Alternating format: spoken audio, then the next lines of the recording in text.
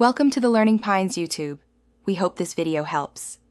You start by verifying ports and picking the right cable or adapter, because a mismatched connector stops everything before it begins.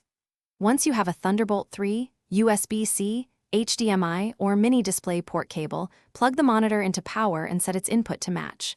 Make sure your MacBook Pro is awake and unlocked, then connect the cable to the Mac.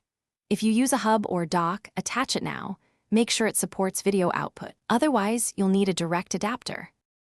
Once the physical connection is live, open System Settings and go to Displays to detect the new monitor, because the OS may not auto-arrange correctly. You'll see arrangement handles, drag them to match physical layout, and choose Mirror versus Extended mode depending on your workflow.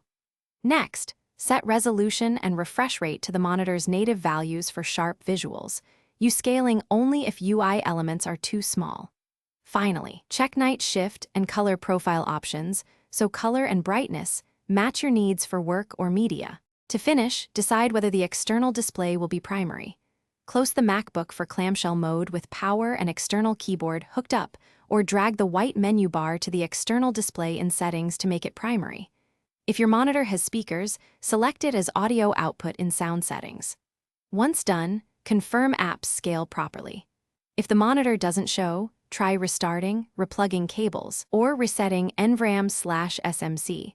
This common troubleshooting step often resolves persistent detection problems.